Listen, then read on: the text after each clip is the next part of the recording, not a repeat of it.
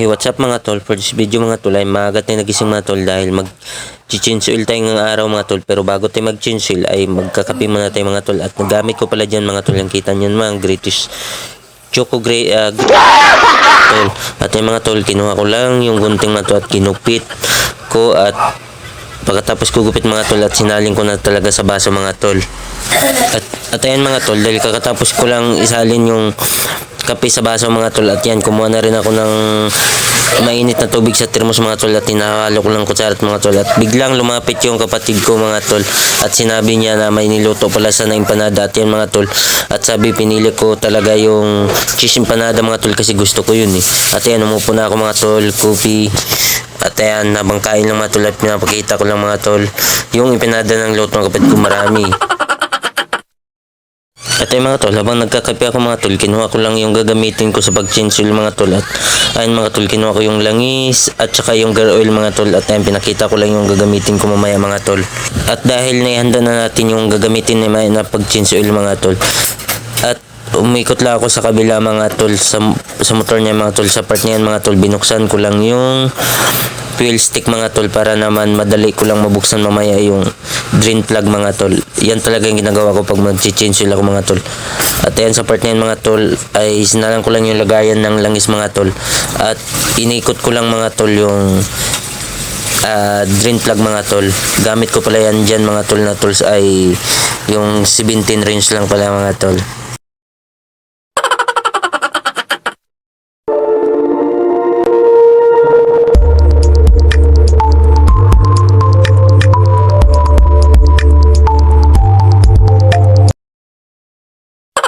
At ayun mga tol, sa wakas mga tol ay nabuksan ko na talaga yung drain plug mga tol. Kita nyo mga tol, medyo tumagas na yung langis mga tol pero hindi naman sa gaano ka itim pa mga tol kasi every 2,000 km kasi mga tol pagtatakbo niya mga tol ay nag-change oil na talaga ako. At ayun, gamit ko mga seat dyan mga tol at tinabi ko lang mga tol.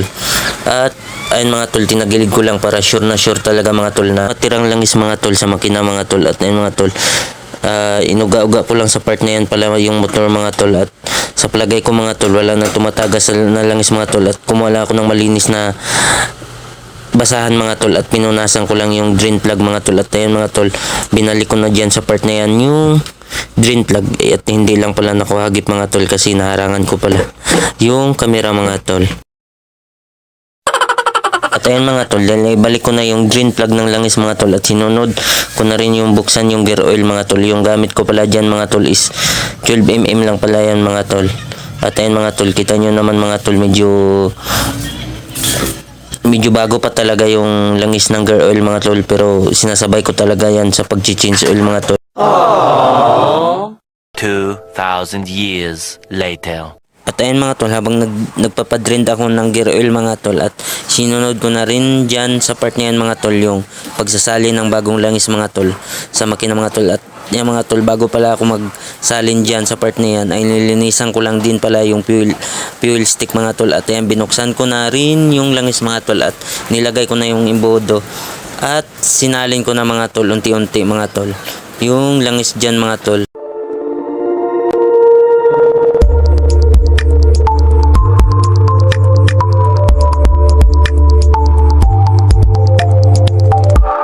At ay mga tol, sa part na yan mga tol ay tinitingnan ko talaga na mabuti mga tol kasi baka sumubra ako sa paglagay ng langis mga tol. Di baling susubra sa pagmamahal nyo sa ex nyo mga tol, wag lang susubra ng langis mga tol. Gago! Charot lang. At ay mga tol, balik tayo sa part na yan mga tol dahil na-drain ko na ng maayos yung gear oil mga tol. At yan mga tol, sinalin ko na rin yung bagong langis ng gear oil mga tol. At yan, pinibiga-piga ko lang mga tol. At ayan, sa palagay ko wala na talagang natitirang gear oil mga tol. At ayan, tinabi ko na mga tol at kinuha ko na yung tools mga tol at kinuha ko na rin yung takip ng gear oil mga tol. At ayan mga tol, iniikot ko lang at inigpitan ko lang mga tol, nabulol pa ako at kunting higpit lang pala sa part na yan mga tol. At yung mga tol, binuksan ko na yung motor at nakita nyo yung fuels indicator mga tol at sinit ko lang mga tol. At yung mga tol, yung ginawa ko mga tol, gilong press ko lang yung kamay ko na dalawa mga tol, yung dalawang button. At yung mga tol, kita nyo nagbiblink yung orasan mga tol at nagbiblink din yung oil change indicator mga tol.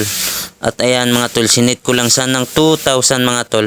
At mga tol, gilong press ko lang sa mga tol. At ayan, sit ko ulit mga tol. At ay mga tol, dahil sa part na yan mga tol, ay medyo nahirapan ako mga tol dahil nagbibideo pa ako mga tol, nag-aawak pa yung isang kamera mga tol. At ayan mga tol, naglulong press din sa isang mga tol. At nisipan ko na lang tawagin ko yung kapatid ko mga tol. At medyo parang galit pa siya mga tol dahil dinadamay ko pa raw siya. At ay mga tol, dahil galit yung kapatid ko mga tol, pero sinunod niya pa rin mga tol. At hirap kasi tanggihan si Gym Vibes mga tol, charot lang. At ayun mga tol, dahil medyo nahirapan talaga ako sa pagtanggal ng oil change indicator mga tol. At ayun mga tol, kahit anong gawin ko na mga tol, at ang tagal talaga matanggal mga tol. Sa wakas mga tol, natanggal na yung oil change indicator mga tol. At kung umabot ka sa part na to mga tol, i-comment mo naman kung taga saan ka mga tol para malaman ko rin kung saan naabot yung video ko na to mga tol. Kaya hanggang dito na lang, peace.